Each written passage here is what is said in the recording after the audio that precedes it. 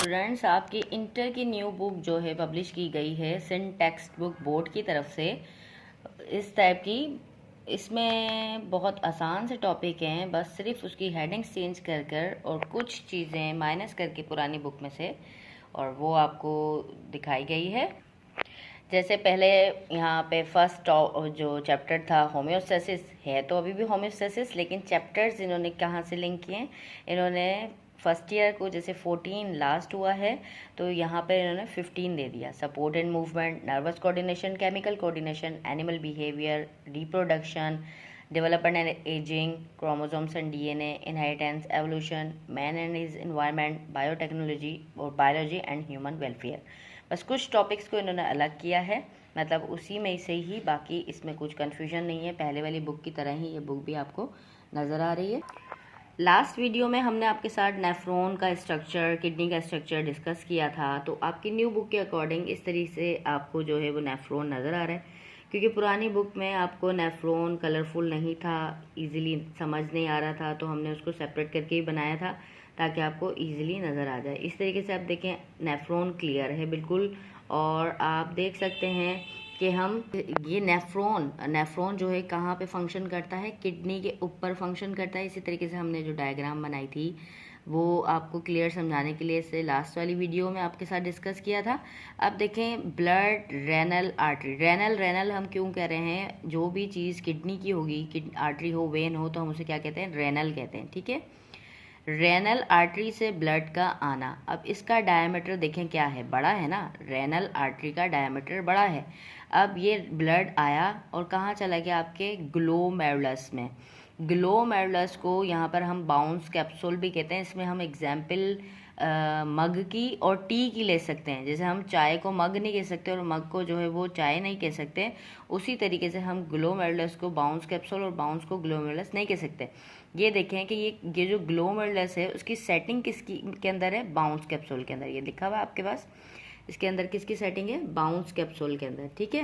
ये bounce capsule पूरा एक कैप्सूल की तरह बना हुआ है और इसने अपने अंदर किसको लिया हुआ है, ग्लोमेरुलस को।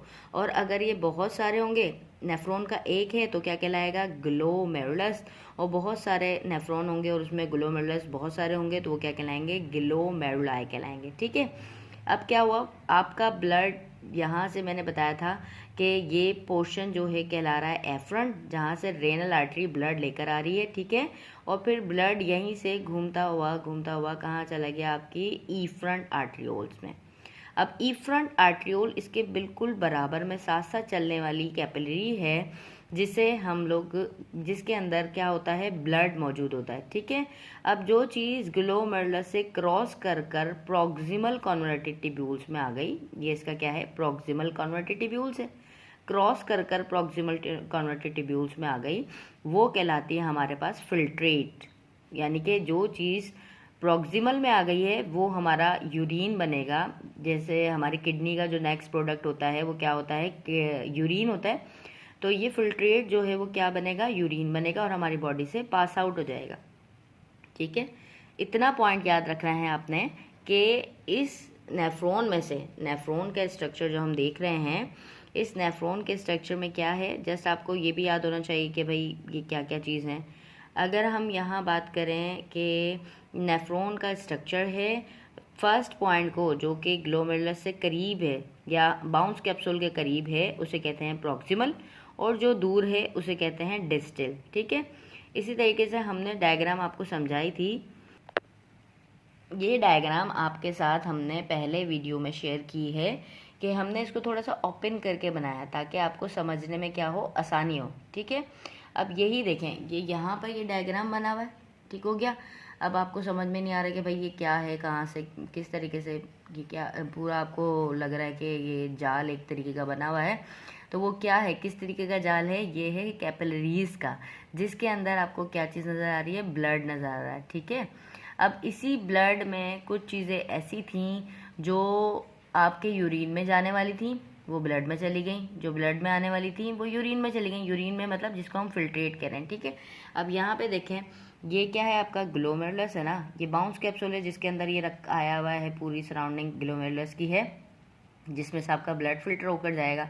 आपकी बुक में ये पॉइंट नहीं लिखा हुआ, लेकिन ये पॉइंट याद रखें कि जो बाउंस कैप्सूल है इसके ऊपर माइनस साइन होता है, नेगेटिव साइन होता है, ठीक है, नेगेटिव साइन होगा।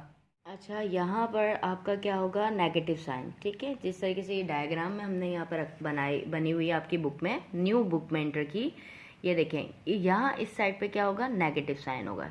अब क्या नेगेटिव साइन, या नेगेटिव साइन क्या कि नेगेटिव चार्ज, ठीक है। ब्लड यहाँ से आया, अब आप देख रहे हैं इसका डायमीटर कैसा है, इसका डायमीटर बड़ा है, रेनल आर्टरी का डायमीटर बड़ा है, या हम इसको कह सकते हैं एफ्रंट आर्ट्रियोल का डायमीटर बड़ा है as compare to efferent arteriole, ठीक है। अब आप जगह देख लें, ये देखें कितना बारीक सी है ना, तो ये क्या है, ई फ्रंट आर्ट्रियोल बारीक है। अब ये क्या है, एफ्रंट है, तो एफ्रंट कहाँ से आ रही है, रेनल आर्टरी से, तो ये क्या है, थोड़ा सा इसका डायमीटर बड़ा है as compare to efferent से। तो ब्लड में जो प्रेशर क्रिएट होगा ना, वो सिर्फ इस डायमीटर की वजह से होता है। प्रेशर क्रिएट होगा किसकी वजह से, डायमीटर की वजह से, कि जब ब्लड जाएगा तो बहुत तेज़ी से जाएगा, लेकिन फिल्टर के लिए भी नहीं जा रहा। क्यों, क्योंकि भाई कुछ चीज़ें ऐसी थी जिनके ऊपर कौन सा चार्ज था, नेगेटिव चार्ज था, तो नेगेटिव को अट्रैक्ट नहीं करता, तो वो उसको अट्रैक्ट नहीं किया, उन्होंने बाहर निकाल दिया, ठीक है। और कुछ चीज़ें ऐसी थी कि जिनका साइज क्या था, बड़ा था, वो भी इस ग्लोमेरुलस से क्रॉस करके नहीं गई। जैसे हम यहाँ पे देखें इस डायग्राम में, इजी समझ में आया शायद आपको, तो ये देखें, ये क्या है, एफ्रंट आर्ट्रियोल्स है ना, ब्लड यहाँ पर गया, ये कुछ चीज़ें इसमें से क्रॉस करेंगी, वो जिनका साइज क्या होगा, छोटा होगा, ठीक है। और उसके अलावा जिनके ऊपर पॉजिटिव चार्ज होगा वो चली जाएंगी, क्योंकि इसके ऊपर कौन सा चार्ज है, नेगेटिव है, तो ये किसको अट्रैक्ट करते हैं, पॉजिटिव को अट्रैक्ट करते हैं, ठीक हो गया। अच्छा, जब आहिस्ता आहिस्ता से जा रही हैं ना, इसके अंदर फिल्ट्रेट के ग्लोमेरुलस के अंदर वो ब्लड मूव करेगा, तो इस जगह पे यहाँ पर क्या होगा, एक प्रेशर क्रिएट होगा। अब वो प्रेशर क्या कहलाता है, हाइड्रोस्टेटिक प्रेशर कहलाता है, ठीक है, हाइड्रोस्टेटिक प्रेशर। आपके साथ ये अभी जस्ट इतना सा समझाने के लिए कि हाइड्रोस्टेटिक प्रेशर, क्योंकि यहाँ पर क्या है, सुराख हैं, पोर्स हैं, जिन्हें हम क्या कहते हैं, स्लिट्स भी कहते हैं, सीव भी कहते हैं। इस वीडियो में आपको सिर्फ इतना समझाया जा रहा है कि ब्लड जब फिल्टर होने किडनी के पास आएगा तो उसी से ही क्या बनाया जाएगा, यूरिन बनाया जाएगा, जिसे हम क्या कहते हैं, फिल्ट्रेट कहते हैं। और ये फिल्ट्रेट कहाँ पर होता है, प्रोक्सिमल कॉन्वर्टेड ट्यूब्यूल्स।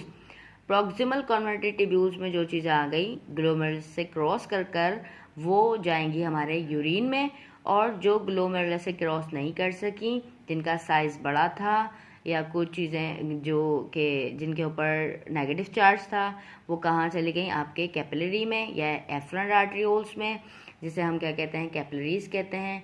इस कंडीशन पे जो प्रॉक्सिमल के पास है और डिस्टल कॉन्वर्टेड ट्यूब्यूल्स के पास जो कैपिलरी मौजूद है, उन्हें हम कहते हैं पेरीट्यूबुलर कैपिलरी, ठीक है। प्रॉक्सिमल और डिस्टल के पास जो कैपिलरी होगी वो क्या कहलाएगी, पेरीट्यूबुलर कैपिलरी। और यही कैपिलरी असेंडिंग और डिसेंडिंग लूप के पास होगी तो वो कहलाएगी वासा रेक्टा। असेंडिंग डिसेंडिंग लूप के पास यही कैपिलरी हमारी पेरीट्यूबुलर क्या कहलाएगी, वासा रेक्टा, क्योंकि यहाँ से भी जो है वो एब्जॉर्प्शन होगा और सिक्रेशन करवाया जाएगा।